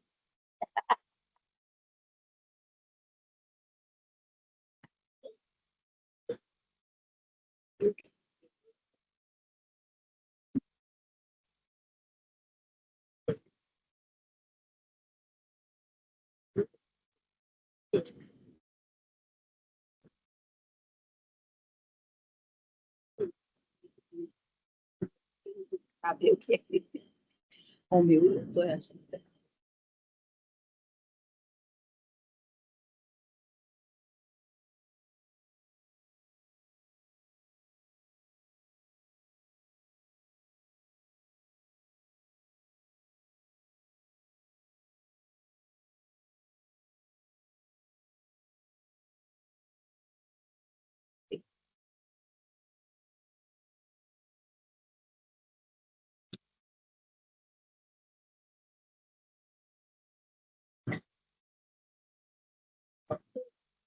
Caso exame agravo de instrumento interposto pelo município de Fortaleza contra a decisão que, em mandado de segurança preventiva, autorizou o recolhimento do ITBI, referente à integralização do capital social da sociedade SPE IRA 11, limitada, com imóvel de propriedade do Itaú Unibanco S.A., tomando por base o cálculo do valor declarado, R$ 1.285.407,33, afastando o valor venal atribuído pela municipalidade.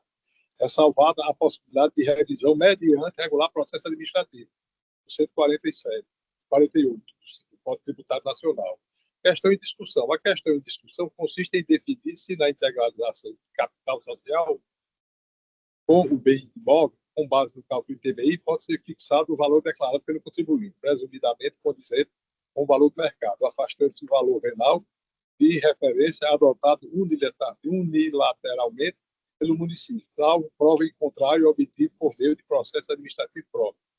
O artigo 38 do Código Tributário Nacional dispõe que a base de cálculo do ITBI é o valor venal do imóvel transmitido. O STJ, no tema 1113, RESP 1.957.821, São Paulo, afirmou a tese que o valor declarado pelo contribuinte goza de presunção de veracidade, somente podendo ser afastado mediante regular processo administrativo que assegura o contraditório e ampla defesa.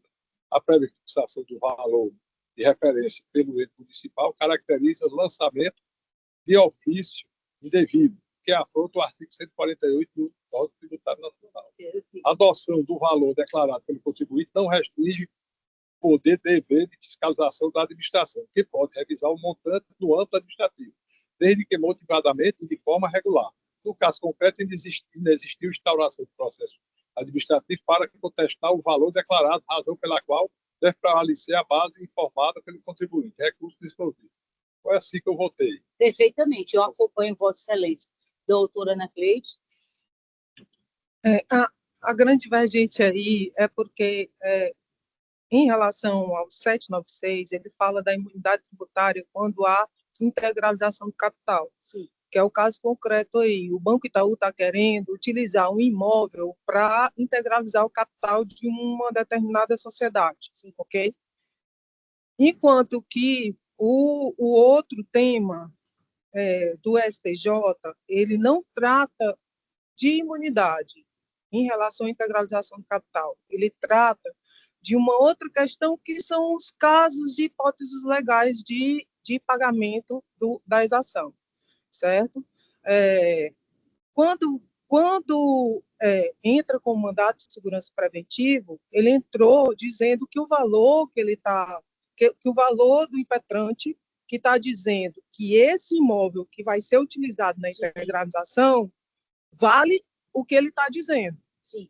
E o município, por sua vez, está dizendo que tem que ser utilizado o valor venal do imóvel, que é o valor venal estabelecido no artigo 38 do CTN, ok? Então, quando você utiliza o tema do STJ, que trata de hipóteses legais, em regra, em geral, do ITBI, sim, em um caso concreto em que o imóvel vai ser utilizado para a integralização do capital, que aí você vai estabelecer o critério do excedente ter que ser aplicado como base de cálculo para o ITBI, porque o que acontece? É exatamente o valor venal do imóvel que deve ser colocado nesse momento, para que o município saiba qual vai ser a base de cálculo do ITBI para que o excedente em relação à integralização do capital seja cobrado, seja a base de cálculo no momento da exação, da cobrança da exação. Então, aqui, esse mandado de segurança, ele inverteu. Quando o Itaú quer que seja utilizado o valor que ele diz para a integralização do capital, o que vai acontecer? O valor venal, que é feito pelo município na hora da integralização e para efeito de imunidade tributária, vai ser utilizado de forma avessa. Você está entendendo o que eu estou dizendo? Quando seria o valor venal que deveria ter sido utilizado desde o início, que aí quem tem que fazer o contraditório administrativo tributário seria o Itaú, junto ao procedimento fiscal do município. Não, você está invertendo a lógica. Você está dizendo que o Itaú que vai estabelecer o critério, que o município é que vai dizer que aquele critério é errado ou não. Então, você está partindo do pressuposto que a presunção de legitimidade ela fica do lado do impetrante e não do município. Quando o do STJ, ele parte do pressuposto de que o valor dito pelo declarante é o que é correto, e não o valor que o município está dizendo. Então, inverte a lógica. Enquanto o precedente do STJ ele tem uma lógica de que o contribuinte é que tem razão, a presunção é do contribuinte, do valor, aqui, no precedente do STF, ele fala exatamente o oposto. Quem tem a presunção de legitimidade do valor venal é o ente público, e não o contribuinte. Então, é por isso a minha dúvida, né, em relação à aplicação ou não dos temas. Nesse caso em específico. Por quê? Porque o Itaú aqui ele está querendo utilizar o critério para a integralização do capital. Então, o passo seguinte em relação a esse mandado de segurança preventivo vai ser ele dizer que esse valor é que tem que ser utilizado para que, na hora da integralização, ele possa fazer o pagamento sobre o excedente ou não no momento da integralização. Veja bem, aqui também cede de agravo de instrumento. Exato. Né? É por isso que Vossa Excelência acompanhou. Exato. Eu acho que provavelmente o juiz... Não pode chegar ao mérito na sentença. Exatamente. Eu acho que no momento em que o juiz foi analisar se o cabimento ou não dos precedentes... Porque o agravo é o mais precário. Como o agravo é muito precário, e aí não houve ainda o exaurimento em relação aos argumentos postos pelo município né? Exato. Exato. Então, eu acho que no momento em que for... Então, permanece o entendimento sendo a unanimidade, acompanhando o entendimento lançado por Sua Excelência. Sim, eu de agravo. Acho que sim, acho que nesse momento, sim. Perfeito. É porque a gente já havia votado e o doutor não tinha entendido. Exatamente isso. Mas agora ficou esclarecido. Viu?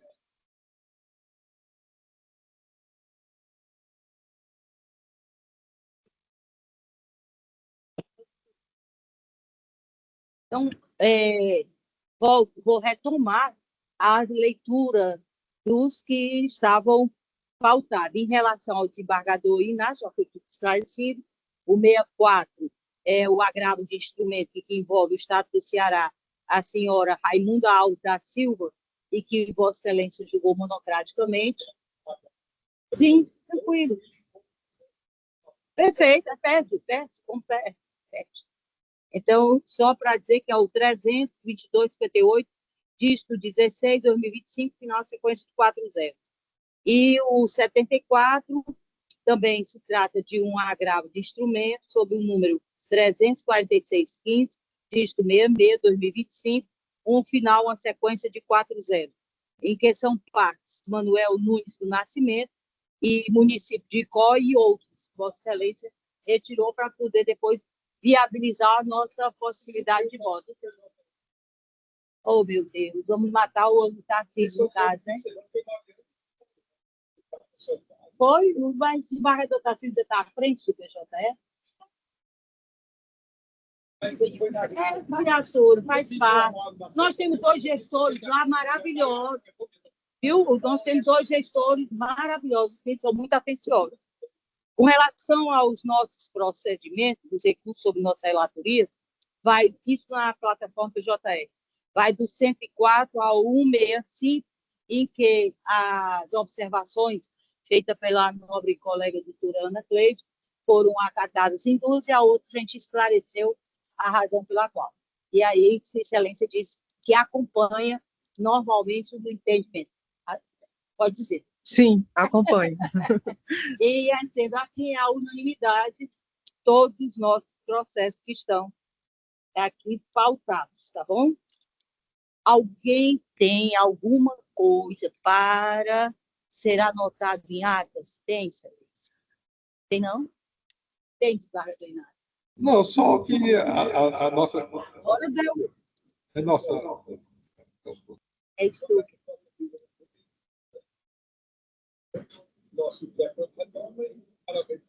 Pela atuação. Isso. Pelo enchimento de saco, né? Não. Olha, é tão bom quando todos nós podemos pegar e ficar à vontade para fazermos aquilo, porque, gente, entendimento é algo que deve e merece ser debatido, porque, juridicamente, nada é perfeito, acabado. Nada. Absoluto. Até porque nós temos muitas e muitas outras questões que vão influenciar no novo entendimento. Isso é tranquilo. Então, é um prazer enorme. Bom de dizer que é porque Vossa Excelência é minha amiga e eu consigo pensar.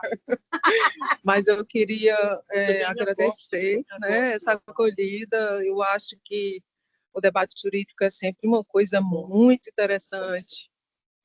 Eu sou muito curiosa em relação ao direito até hoje, e eu acho que isso se aplica a cada um de vocês aqui, de Vossas Excelências, né? E eu queria apenas dizer que aprendi muito em relação a muitos temas, né? Porque a gente está lá no primeiro grau e como eu sou titular de uma das unidades fazendárias, a gente vê coisas novas, vocês aplicando aqui, coisas novas no sentido de que precedentes novos, me deu a oportunidade de ver alguns temas que eu estou vendo lá ainda, né? Pela primeira vez, estão aparecendo coisas novas e vocês já me atualizam em relação a muita coisa e eu atualizo as minhas decisões lá com novos fundamentos. Então, isso é muito interessante. Eu queria pensar, desembargadora, se a senhora me, me dê essa oportunidade, no sentido de que achei interessante um dos votos do desembargador Inácio, que eu aprendi, que é o tema 880 do STJ, em relação ao cumprimento de sentença, que se ficava aguardando a documentação do ente público e ficava parada e a prescrição ficava suspensa. Achei interessante, porque agora já está definido de que a prescrição anda, sim. Então, eu acho que é uma coisa que a administração e nós, juízes, vamos ter que ficar atentos a isso, né, no sentido de que a administração possa realmente juntar a documentação suficiente para que aquela pessoa que ganhou o máximo de conhecimento possa entrar com cumprimento em face da Fazenda Pública. Achei interessante, desembargador, e vou levar isso para os meus julgados. Perfeito. É bem interessante. Uma também que eu queria pensar aqui, da desembargadora Lisete, que eu achei interessante também como tema, para citar, é um ACP em relação ao fornecimento de energia elétrica em um município, no município de Cascavel. Achei muito interessante seu voto e eu acho que, nesse sentido, que o judiciário tem que andar, no sentido de estabelecer critérios para que haja realmente um serviço mais efetivo, mais eficiente em relação a essas concessionárias. Achei bem interessante esse seu voto. E é uma das coisas que eu acho que eu vou levar também lá para a Fazenda, além de muitas outras coisas, né? Muitas outras matérias e temas. Eu acho muito interessante essa discussão de temas novos, porque o direito é uma coisa viva, realmente, e a cada dia aparece muito assunto novo que a gente tem que sentar, refletir. E a senhora prestou bem atenção, e eu sei que prestou, o que está pautado no 137 nosso. Eu coloco uma tese. E essa tese eu ia trazer para discussão, mas aí, decorrer muito, nós vamos levar para depois. E aí a gente conversa. O Inácio é uma pessoa extremamente curiosa, estudiosa. E o jovem aqui, apesar de parecer desligado, mas está sempre antenado, né? Ele está aí esperto e trazendo. Sim. É porque ele é tranquilão mesmo. É muito mais de outro nível, eu digo assim.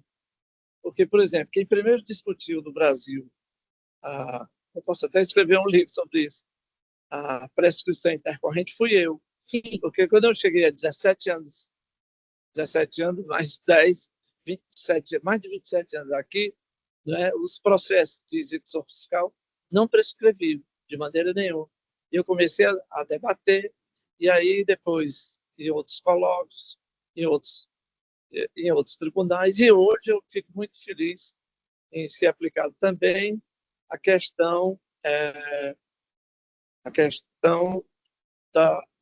do perdão dessas dívidas menores, e tudo isso foi uma batalha árdua, né, que se iniciou por mim, que quando eu fui, inclusive até levaram até do STJ até uma certa gozação, assim, porque eu usei critérios literários, né, para justamente justificar a prescrição intercorrente. Vejo agora que você falou na estante, prescrição intercorrente, de modo que eu aprendo muito também. Aqui. Mas aqui nós ficamos a cavalheiro, a verdade é essa. Sim. Nós estamos sempre dispostos a essa discussão saudável que só nos leva a um consenso. Né? Perfeito. Então, não tem por que eu achar que porque você ainda está, eu faço igual o seu, porque você está no primeiro grau, não contribui com isso. Contribui. Contribui. Como contribui? Tem tantas sentenças fantásticas provenientes da Fazenda.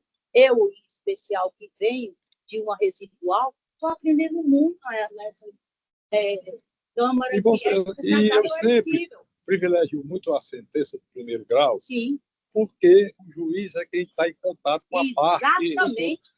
Aqui nós somos revisional. Tudo bem, reforma uma sentença que é normal, está no métier da profissão, da nossa profissão. Mas eu sempre digo, era também como eu julgava no tratamento do crime, quando a gente julgava também no civil, o processo que a gente dizia, rapaz, vamos observar, porque o juiz foi quem colheu a prova, o juiz foi quem sentiu a ouvida das testemunhas, as perguntas. Isso. Então, ele tem essa vantagem. A inscrição toda é feita por ele. Então, a gente tem agora, não vou dizer que por causa disso, vamos manter todas as sentenças também. Não.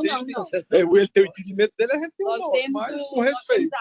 Agora, esse problema de prescrição intercorrente, quando eu coordenava aquele grupo de descongestionamento do interior, que eu passei bem, uns 4 ou 5, é que nós começamos a aplicar. E aqui no tribunal, teve gente aqui, os outros literários aqui, que isso não pode, porque foi falando e reformando. Aí, quando o Valdir chegou do Supremo, que ela foi botaram, eles baixaram o movimento que até o valor tal pode se extinguir, tal. Aí. Os meninos até botaram. Aí, chefe, nosso entendimento prevaleceu, porque ficaram dizendo coisas.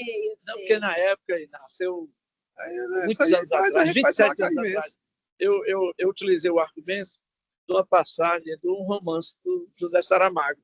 Ele dizia, você pode encontrar um navio singrando os mares, sem chegar a destino algum. Só se ele tiver a deriva, né? O importante é que aqui é um eterno aprendizado. Aqui é. Aqui ninguém. Eu sempre digo o seguinte, eu sempre digo, desembargadores, eu sempre digo, quando o pessoal, não, às vezes os advogados vêm falar comigo, eu digo, não, porque o precedente do doutor tem a calma, cada caso é um caso. Então a gente analisa o caso para aplicar o precedente ou não. Ele acha que se aquilo está aqui, não tem que ser porque tem um precedente, não, mas tem a prova, tem a documentação que você tem que analisar para saber se o precedente cola. Se não colar, você vai atrás de outro. Porque senão fica assim, ó, tá certo. Enfim, eu só queria agradecer a acolhida, tá? Foi muito um prazer compartilhar com vocês com vossas excelências, né? Esses dias de julgamento. Sim. Ou felizmente. Mas já nosso decano vai estar de volta e ele também tem um vasto conhecimento, né? Indiscutível. É como diria Fernando Pessoa, o tempo é senhor da razão. Então, tudo vai se acomodando. E aí, as portas estarão sempre abertas, viu? Então, por qualquer um de nós, se Vossa Excelência aceitar a convocação, então fica muito, muito, muito bom para todos. Eu fico à disposição, vai ser um privilégio. Amém. Muito obrigada. Diante de tudo isso, vou dar por encerrada, em definitivo, e agradecendo mais uma vez a participação de todos, da Segurança Pública, inclusive, e da nossa CAT, da nossa Defensoria Pública, e do nosso doutor procurador. E aí, meu colega, tudo bem? Tudo bem, desembargador Lisete. São maravilhosos, muito motivacionais. Eu agradeço todos os dias. Um abraço a todos. Boa tarde. Um abraço. Recomendações, desembargador.